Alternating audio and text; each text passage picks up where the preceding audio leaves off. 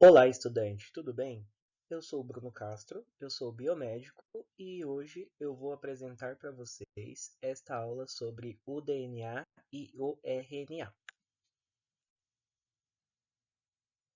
Bom, primeiramente, para nós discutirmos sobre o DNA e o RNA, nós temos que entender um pouquinho sobre o que é molécula. Afinal, o DNA e o RNA, eles são duas moléculas que são chamadas de ácidos nucleicos. Mas antes precisamos saber um pouquinho aí o que é uma molécula. Não sei se você já viu na aula de química, mas é interessante a gente rever aqui nesta aula sobre DNA e RNA para ficar tudo esclarecido, tudo bem? Então vamos lá. Nós temos aí como exemplo uma molécula de água que nós chamamos de H2O. É a forma que nós representamos, por quê? Aí na ilustração nós temos um copo e ampliando um pouquinho para nós enxergarmos o que tem dentro desse copo, nós vemos aí que temos várias bolinhas, né, grudadinhas aí, as azuis nas vermelhas. As azuis, então, elas vão representar a molécula o átomo, perdão, de hidrogênio, e a maiorzinha vermelha de oxigênio. Mas por quê? Na representação ali em cima de H2O, o H ele está precedido do meio do H e do O tem o número 2. O número 2 ele representa que existem dois átomos de hidrogênio. E o oxigênio, como está sozinho, é apenas um oxigênio. Então, por isso que o maiorzinho é o oxigênio e os dois menorzinhos é de hidrogênio. A formação desses três átomos formam moléculas. Então, cada conjuntinho desse é uma molécula. Ou seja, este copo d'água é um conjunto de moléculas que formam essa substância que se chama água, que nós chamamos de água. Então, cada unidade aí desta água, H2O, é uma molécula. Então, ali embaixo eu coloquei ligação entre átomos. Então, uma molécula, ela é uma ligação entre dois ou mais átomos. E eles podem ser iguais ou diferentes. Podia ser, por exemplo, dois oxigênios, vamos supor assim, três oxigênios. E aí, no caso, nós temos dois hidrogênios e um oxigênio que formam uma molécula. Então, uma molécula é sempre composta por dois ou mais átomos. E estes átomos eles podem ser diferentes ou iguais.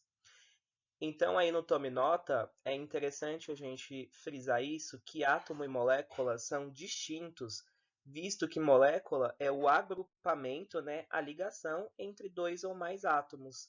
Então, tá aí a classificação aí de molécula, né, que é a ligação, né, o agrupamento de dois ou mais átomos. Bom, e agora entrando sobre o DNA, para que existe ele, né? Mas para que existe o DNA? O DNA, ele é a molécula aí da vida, né, por assim dizer, nós chamamos de molécula da vida. Por quê? Porque o DNA, ele carrega toda a informação genética de um ser vivo. A maioria dos seres vivos possuem um DNA como o material genético aí, né, que vai passar a informação para os seus descendentes. Então, aí, através da reprodução, né, é passado a informação, né, este DNA, ele vai conter essas informações que vão passar para os seus descendentes aí. Então, o DNA ele é passado aí de forma hereditária. Alguns seres vivos também possuem como material genético o RNA, como algumas bactérias possuem o RNA como material genético. Mas a maioria dos seres vivos possui o DNA como material genético. E ele é importante aí para justamente haver a reprodução, porque não existe reprodução sem ter a passagem de material genético aí, sem essas informações. Bom, centro de controle. Nós temos aí um exemplo de um núcleo celular, tá? Eu não coloquei a célula toda, mas a gente aí tem um núcleo celular que nós chamamos aí de centro de controle. Por que centro de controle? Porque o núcleo é a partir dele que vai sair as informações necessárias para a célula e o organismo como um todo, né? A partir do núcleo celular, porque é dentro dele que fica o material genético.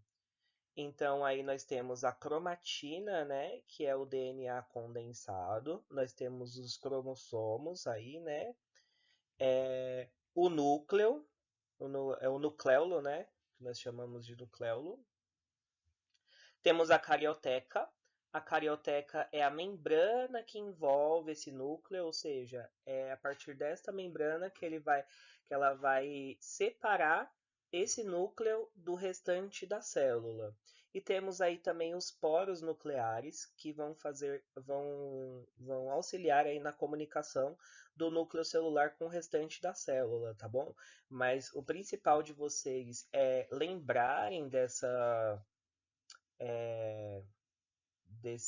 estrutura aqui do núcleo é a carioteca, que é a membrana que envolve o núcleo. A membrana que envolve a célula como um todo se chama membrana plasmática, mas a que envolve o núcleo se chama de carioteca.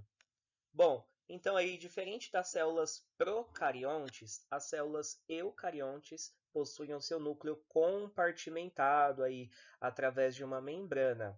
E é no núcleo que fica guardado o material genético. Ou seja, existem dois tipos celulares aí, que se chamam procariontes e as eucariontes. No Tome Nota aí, eu coloquei que na biologia os prefixos e sufixos ajudam no entendimento aí da palavra, e aí o pró, ele vem do grego que significa antes, e eu significa próprio. Ou seja, as células procariontes são as células de antes, são as células primitivas aí que não possuem essa carioteca. Eles não possuem um núcleo celular, né? Então, o material genético ele fica disperso na célula sem essa estrutura aqui. Já as células eucariontes, elas possuem aí o núcleo, né? Esse material genético resguardado através dessa carioteca, né? Então ele vai estar guardadinho aqui e ele tem mais proteção, né? Ele está compartimentado aí através dessa membrana que é a carioteca. Então, procarionte vem de antes, ou seja, células primitivas, e eucariontes, células atuais, né? As células mais evolutivas, mais recentes em questão de evolução. E aí elas têm essa membrana aí que protege o material genético, tá bom? Bom, falando sobre cromossomos, é a forma espiralada no qual o DNA ele se condensa. O DNA ele é muito grande, ele é extenso. Então, se ele tivesse na sua forma comprida, ele não caberia dentro de um núcleo celular. Então, ele precisa estar condensado para poder caber ali basicamente no núcleo celular. Além de ter outras funções também, alguns outros porquês também de que ele está condensado. E a quantidade desses cromossomos eles vão variar entre as espécies. Então, aí eu coloquei uma imagem que tem uma célula, e aí ele tem um núcleo, né? A célula tem esse núcleo, ou seja, é uma célula eucarionte, né? Porque possui um núcleo. E aí nós temos dentro desse núcleo os cromossomos, como vimos no slide anterior. E aí esses cromossomos, ele vai ter, se você pegar um pedaço desse cromossomo, a gente chama de gene. E esse gene ele vai ter aí esse DNA. Todo cromossomo ele é DNA. Mas se você pegar um pedaço dele, nós chamamos de um gene. E aí, no Tome Nota, eu coloquei algumas classificações importantes aí, que é importante de sabermos para podermos entender mais ou menos aí o que essas nomenclaturas quer dizer. Cariótipo, então, aí é o conjunto de cromossomos. Esse daqui é um cariótipo, é um conjunto aí de cromossomos. No caso, esse é um cariótipo de humano. Células somáticas que não são reprodutivas, ou seja, as células somáticas são as células que não vão gerar um novo indivíduo.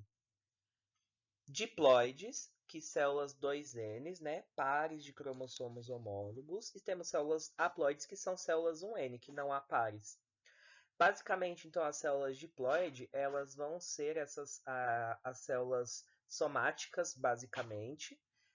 As células somáticas são células diploides porque elas vão conter todo o material genético, vão ter os 46 cromossomos. Já células haploides, que são células 1N, elas vão conter apenas 23 cromossomos, que é o caso que as células germinativas, que são diferentes das células somáticas. As células germinativas, elas são os gametas aí, o óvulo e o espermatozoide. Então, na divisão celular, antes da reprodução, para formar uma célula do espermatozoide ou uma célula do óvulo, ela precisa passar por um processo de divisão celular em que vai haver metade desses cromossomos na célula.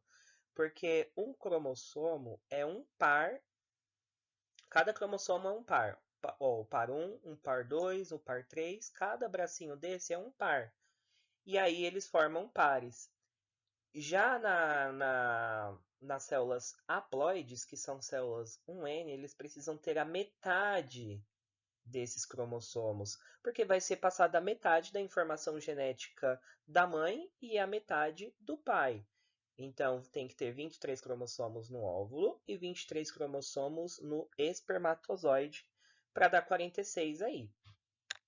E aqui no canto nós temos os dois cromossomos sexuais, que eles não possuem numeração, tá? Eles são os 23º, mas nós chamamos de cromossomos sexuais X e Y. É eles que vão determinar aí o sexo do bebê. Então, quando for X e X, dois cromossomos X, é porque será uma menina. E quando for cromossomo X e Y, é porque é um menino. Bom, agora vamos falar um pouquinho aí da estrutura do ácido desoxirribonucleico. É um palavrão, mas na verdade nada mais é, nada menos é do que o DNA. Mas o nome por extenso dele é o ácido desoxirribonucleico, que é importante vocês saberem para quando vocês verem em prova não ficarem assustados. O ácido desoxirribonucleico aí, então, é o DNA, e o DNA ele possui pares de bases nitrogenadas, sendo A com T, C com G. São essas bases nitrogenadas, elas são divididas em purinas, púricas e pirimídicas. A adenina e guanina, e as pirimídinas são timina e citosina. A quantidade de cada base nitrogenada ele vai variar de organismo para organismo. Então, não são todos os organismos que vão ter a mesma quantidade de bases nitrogenadas. A mesma quantidade delas, né? Então, aí a gente tem uma imagem de DNA, né? Um infográfico. E aí a gente tem a adenina, que é a guanina, que é a G, timina, que é a T, e citosina, que é a C. Sempre vai haver essa estrutura de DNA, que é em dupla fita, né? Ela é uma dupla hélice. E no meio, vamos ter o pareamento, a ligação de duas bases nitrogenadas, sempre sendo no DNA adenina com timina, citosina com guanina, A com T, C com G. É importante você memorizar isso, né? Porque em prova você pode se confundir. Então, sempre pensa A com T, C com G. No caso da classificação sobre ser purina ou pirimidina, ou pirimídica, perdão, é, é inverso, porque é uma adenina com guanina, né, que já não é A com T, as purinas, né, as púricas, é adenina e guanina, e pirimidinas, timina e citosina. Tudo bem? E a gente vai ver daqui a pouco o porquê que elas são diferentes aí, são chamadas de púricas e pirimídicas. Então, relembrando, aqui no meio vai ter a ligação, né, de duas bases nitrogenadas, A com T, C com G. Adenina com timina, citosina com guanina. A gente tem alguns fatos também aí sobre o DNA, que é interessante de você saber. O DNA ele pode se esticar da Terra ao Sol 600 vezes. Isso é claro se você juntar todo o DNA de todas as células do nosso corpo, porque temos trilhões de células aí no nosso organismo, que compõem o nosso organismo. E se pegar o DNA de todas, ele pode se esticar da Terra ao Sol 600 vezes. Ou seja, é muito DNA, é muito ácido nucleico que temos nas células do nosso corpo. Nós somos 99,9% parecidos, ou seja, a maior parte do nosso material genético ele é parecido em todos os seres humanos e vai mudar algumas coisas, alguns pontos que vão mudar, mas a maior parte do nosso DNA é parecido em todos os seres humanos. O genoma humano ele contém 3 bilhões de pares de base de DNA, e um digitador rápido, trabalhando 8 horas por dia, levaria 50 anos aí, pelo menos, para digitar todo o genoma humano, ou seja, ele é muito extenso. A estrutura do ácido ribonucleico, que é o nosso RNA. Então, ao contrário aí do DNA, esta molécula ela normalmente possui uma fita simples, normalmente, tá? Ela possui uma fita simples de bases nitrogenadas. O RNA ele é sintetizado, ou seja, ele é feito a partir do DNA, tá, galera? É feita a troca da base timina pela uracila. Então, vamos ter aqui uma fita simples, tudo bem? E no lugar da timina, quando for feita a sintetização, toda vez que for feito o RNA, que ele é feito através do DNA, quando tiver uma timina, ele vai colocar uma uracila no lugar, ao invés da timina. Então fica uracila, citosina, adenina e guanina.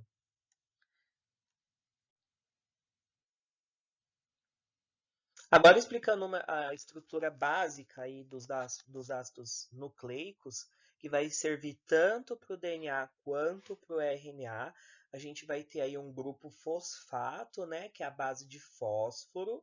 Aqui, se você reparar no meio, tem um átomo de fósforo. Então, vamos ter um grupo fosfato ligado a um açúcar, que é uma pentose. E aí, junto com o grupo fosfato e o açúcar, nós teremos a base nitrogenada, que pode ser tanto a pirimidina quanto uma purina. E aí, por que que existe essa diferença de pirimidina e purina? As pirimidinas, elas possuem apenas um anel na sua estrutura química. Já as purinas, elas possuem dois anéis aí na sua estrutura, tá bom? Na sua estrutura química. E por que existe o ácido desoxirribonucleico e o ácido ribonucleico? Se você reparar nessa cadeia aqui do açúcar, que é a pentose, nós teremos aí um OH, uma hidroxila no RNA, na ponta aí da cadeia, e nós teremos do DNA apenas um hidrogênio. Então, temos que se atentar a isso também, nessa estrutura aí desse açúcar, desta pentose. Quando tiver um OH, né, que é uma hidroxila, é no RH e no RNA, perdão.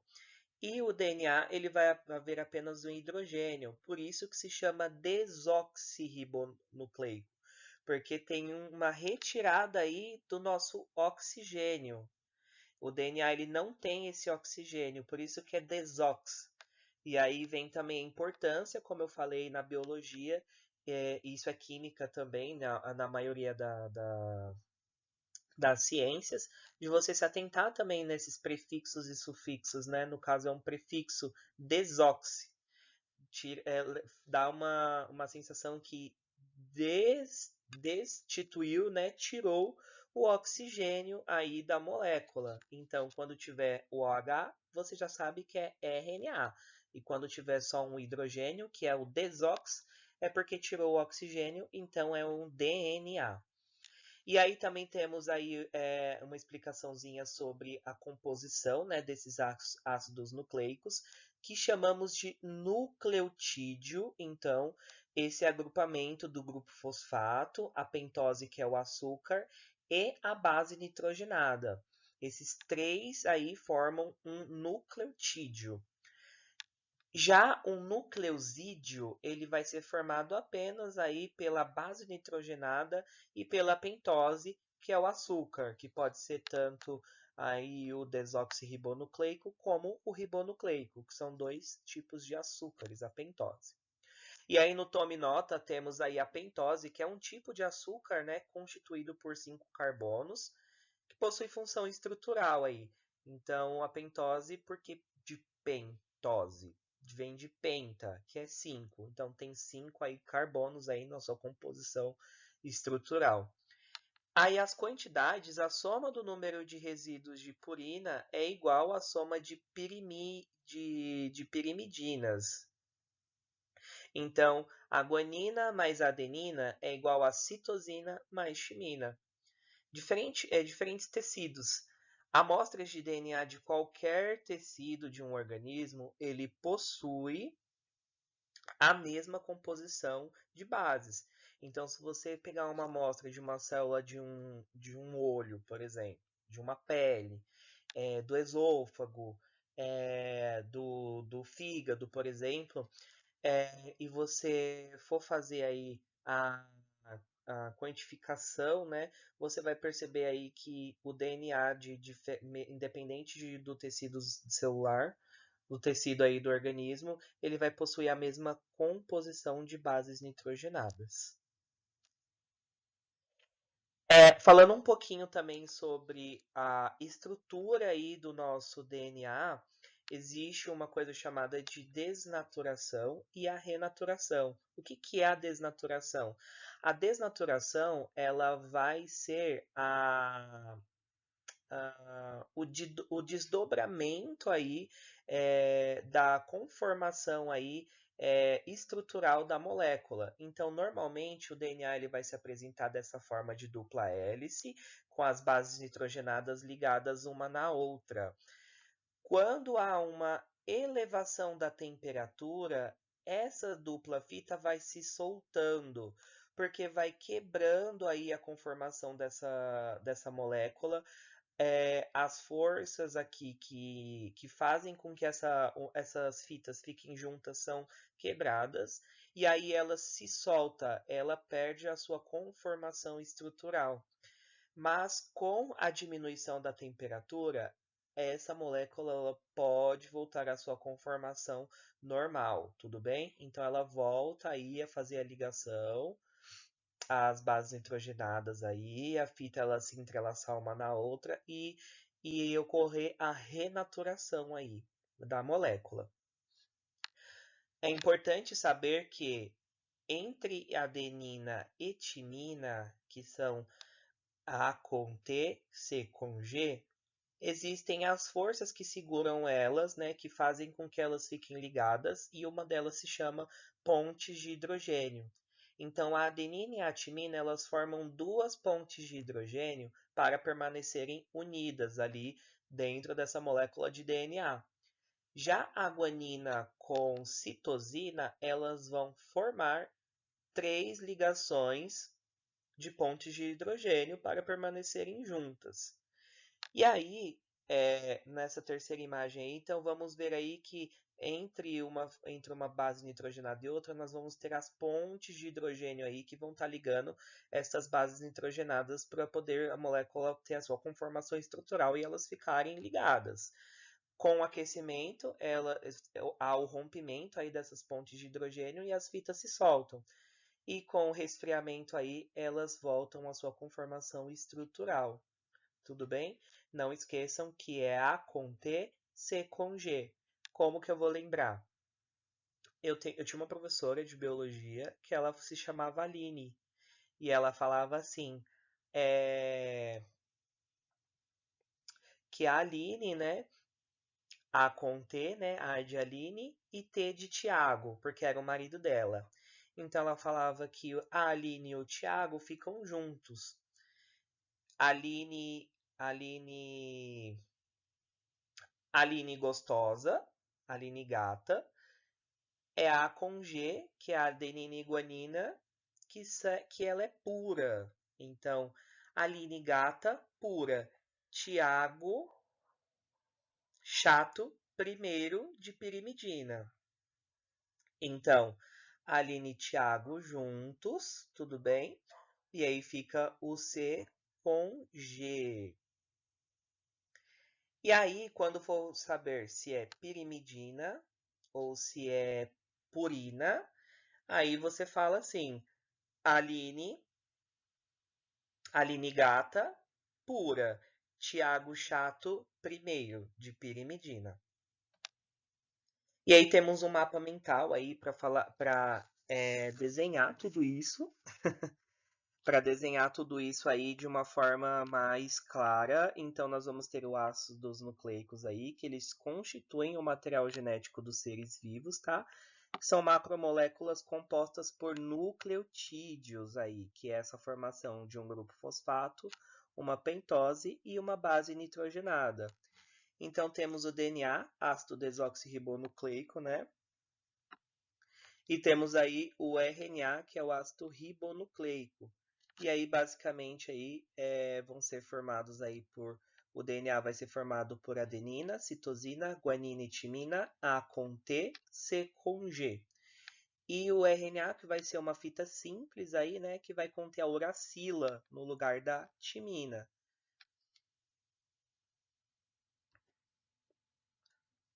Agora vamos fazer dois exercícios aí.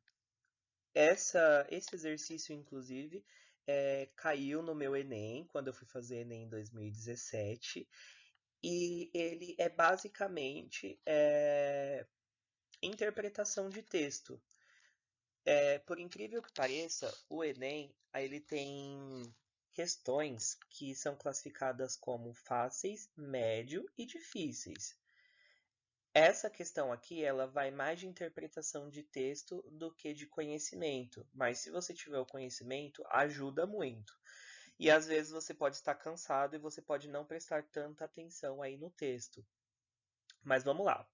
A reação em cadeia da polimerase, a PCR, na sigla em inglês, é uma técnica de biologia molecular que permite replicação in vitro do DNA de forma rápida. Essa técnica surgiu na década de 80 e permitiu avanços científicos aí em todas as áreas de investigação genômica. A dupla hélice é estabilizada por ligações de hidrogênio, duas entre as bases adenina e timina, A com T, e 3 entre as bases guanina e citosina, G com C, C com G. Inicialmente, para que o DNA possa ser replicado, a dupla hélice precisa ser totalmente desnaturada e desenrolada pelo aumento da temperatura quando são desfeitas as ligações de hidrogênio entre as diferentes bases nitrogenadas. Qual dos segmentos de DNA será o primeiro a desnaturar totalmente durante o aumento da temperatura na reação de PCR? E aí nós temos aí 5 moléculas aí, 5 recortes aí de DNA, genes, vamos assim dizer, que não passa nenhuma informação a não ser ligações aí entre A com T e C com G. Se você reparar na pergunta, ele fala aí que existem essas ligações aqui, né, entre adenina e timina, citosina com guanina. Só que ele dá a informação que existem duas ligações, pontes de hidrogênio entre A com T e 3 entre C com G. Só que no desenho ele não mostra aqui que são dois ligamentos. Ele só mostra uma ligação simples, porque quando vamos fazer uma representação, não colocamos a representação da ponte de hidrogênio, só colocamos que está em ligação aqui, né, a dupla fita, e de um lado temos uma guanina, do lado temos uma citosina, aqui temos uma adenina de um lado, temos uma timina do outro. Como que nós vamos saber disso? Por interpretação de texto, porque ele já dá a resposta aqui, né? Ou seja, o que é mais fácil quando vai desnaturar com aumento de temperatura? Que você quebre duas pontes de hidrogênio ou que você quebre três pontes de hidrogênio? Duas pontes de hidrogênio, né? Que é mais fácil.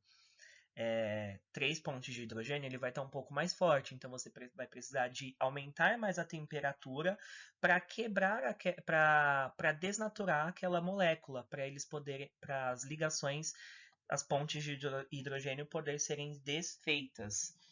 Então, basicamente você precisa contar qual dessas moléculas possuem mais adenina e timina, porque elas só possuem duas pontes de hidrogênio, ou seja, elas vão ser as primeiras a serem quebradas, as que tiver mais mais ligação entre adenina e timina, que são as mais fáceis. Então, se você reparar, aqui já tem bastante guanina com citosina, né? Na alternativa A, então ela não pode ser. Aqui na alternativa B, temos apenas três ligações entre adenina e timina. Na alternativa C, temos a maioria de timina e adenina. Nós temos 6 ligações. Aqui temos 3. Aqui nós temos 3 também. E aqui nós temos 4. Ou seja, é a alternativa C de casa aí, né? Que é a correta no gabarito. Mais uma questão aí, em 1950, o Harry Shegef, né, e colaboradores estudavam a composição química do DNA e observaram que a quantidade de adenina é igual a de timina e a quantidade de guanina é igual a de citosina, na grande maioria das duplas fitas de DNA. Em outras palavras, esses cientistas descobriram que o total de purinas, adenina e guanina, lembra lá da Aline Gata? Então, Aline Gata pura, purinas. E o total de pirimidinas, que aí é o Tiago Chato, que é o marido dela, né? Primeiro, pirimidinas eram iguais. Um professor trabalhou esses conceitos em sala de aula e apresentou como exemplo uma fita simples aí de DNA com 20 adeninas, 25 timinas, 30 guaninas e 25 citosinas.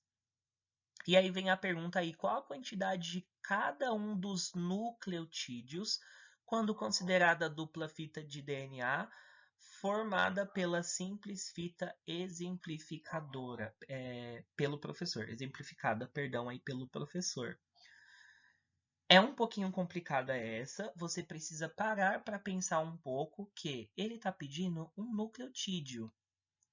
Primeiramente, né? Qual a quantidade de cada um dos nucleotídeos? Então, se você precisa prestar atenção primeiramente em qual é a pergunta. Quando considerada a dupla fita de DNA formada pela fita simples exemplificada pelo professor. Então, aqui ele deu a informação de uma fita simples, ou seja, de apenas uma das fitas de DNA. Então, em uma das fitas de DNA, nós temos 20 adeninas, 25 timinas, 30 guaninas e 25 citosinas. Em uma fita apenas. E aqui ele está perguntando a quantidade de cada um dos nucleotídeos quando a gente considera a dupla fita de DNA. Ou seja, você precisa fazer o cálculo, você precisa fazer basicamente a contagem de se uma fita eu tenho 20 adeninas, na outra fita eu vou ter 20 timinas também, porque a timina se liga com a adenina, A com T. Então, na outra fita, nós teremos 20 timinas. Aqui nós temos 25 timinas em uma fita, então nós vamos ter 20 adeninas na outra fita. Se nessa fita simples nós temos 30 guaninas, nós vamos ter 30 citosinas na outra. E se nós temos 25 citosinas nessa fita simples, na outra fita nós vamos ter 25 guaninas. E aí, qual a quantidade de cada um dos nucleotídeos quando considerada a dupla fita de DNA formada pela fita simples exemplificadora? Então, nós temos que fazer a contagem. Se nós temos 20 adeninas em uma fita e nós temos 25 adeninas do outro, então 20 mais 25, 45. E aí você vai fazendo a contagem, depois que você traçou quantas tem na outra fita, a partir da fita simples, você vai fazendo a contagem. Então, você vai notar que nós temos adenina 45, timina 45, guanina 55 e citosina 55. Essa é a resposta correta. Então, muito obrigado pela sua atenção. Espero poder ter ajudado aí um pouquinho aí no seu aprendizado. Reveja esse slide se você precisar. Anote que é muito importante anotar algumas coisas que eu falei, algumas coisas que estão no slide, tá bem? Desejo sucesso aí para você e até a próxima aula e o Enem te espera. Boa sorte!